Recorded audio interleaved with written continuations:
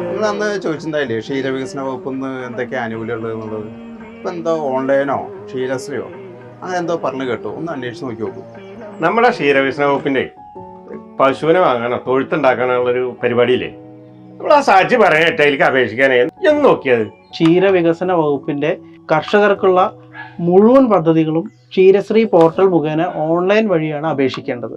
ക്ഷീരശ്രീയിൽ register ചെയ്ത ശേഷം ലഭിക്കുന്ന സ്മാർട്ട് ഐഡിയും പാസ്വേഡും വെച്ച് വകുപ്പിന്റെ എല്ലാ പദ്ധതികളും അപേക്ഷിക്കാം. അപ്പൊ ഈ തീറ്റപ്പൽ കൃഷി ധനസഹായത്തിന് അപേക്ഷിക്കാൻ പറ്റുമോ? പറ്റും. ഈ വർഷം മുഴുവൻ പദ്ധതികൾ അപേക്ഷിക്കേണ്ടത് ഒരേ സമയത്താണ്. എന്നെ പോലെ വയസ്സായവർ എങ്ങനെയാണ് ഇത് ചെയ്യുക? അടുത്തുള്ള ക്ഷീരസംഘം വഴിയോ അക്ഷയ കേന്ദ്രം വഴിയോ ക്ഷീരവികസന യൂണിറ്റ് വഴിയോ അല്ലെങ്കിൽ ഈ മൊബൈൽ ഫോൺ ഉപയോഗിച്ചോ നമുക്ക് ക്ഷീരശ്രീ പോർട്ടലിൽ അപേക്ഷിക്കാവുന്നതാണ്. അപ്പൊ എല്ലാവരും അപേക്ഷ സമർപ്പിക്കല്ലേ?